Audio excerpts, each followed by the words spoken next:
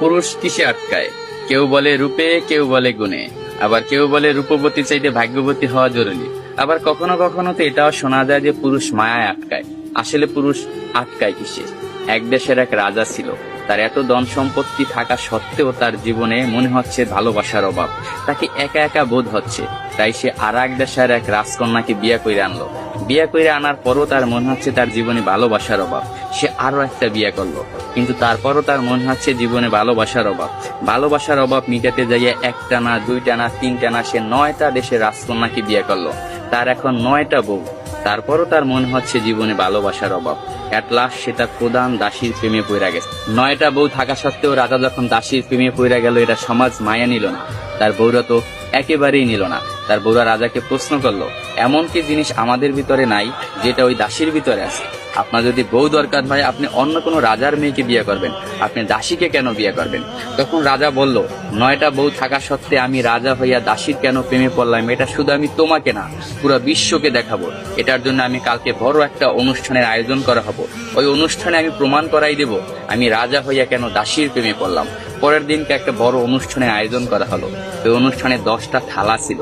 10টা থালা 10 রকমের সম্পদ দিয়ে ভরপুর ছিল। কোনটায় টাকা, কোনটায় সোনা, রূপা, হীরা, মুক্তা ইত্যাদি ইত্যাদি দিয়ে 10টা থালা ভরপুর করা হয়েছে। 10টা থালা ভরপুর করার পর রাজা সবাইকে বলল, এই 10টা থালায় 10 রকমের সম্পদ আছে। আমার 9 জন বউ এবং আমি যাকে ভালোবাসি আমার দাসী, এই টোটাল 10 জন। যে যে থালাটা ধরতে পারবে সেই থালার সম্পদ তার। এই কথা শোনার সাথে সাথে তার যে 9টা বউ ছিল দৌড়াইয়া যাইয়া এক একজনে এক একটা থালা ধরলো, কিন্তু তার যে দাসী সে দাঁড়াই ছিল, সে কোনো প্রকার থালা ধরলো না। তখন রাজা প্রশ্ন করলো তার দাসীকে, কি হলো, তুমি সম্পদ কেন ধরলা না? আমি তো বইলাই দিছিলাম যে যে যে থালা ধরতে পারবে সেই থালার সম্পদ তার। তখন দাসী বলল, কে বললো আমি ধরি নাই? আমি তো আমার সম্পদ ধইরেই দাঁড়াই রয়েছি।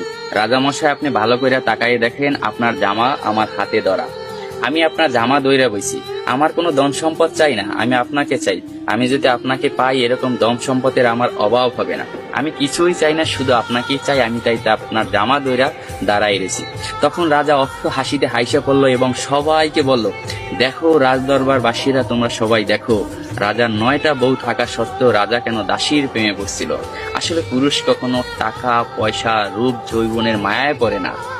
পুরুষ আটকে যায় নিঃস্বার্থ ভালোবাসা। পুরুষ তাই নিঃস্বার্থ ভালোবাসা। পুরুষকে যে নিঃস্বার্থ ভালোবাসবে, পুরুষ তারই হবে, শুধুই তার।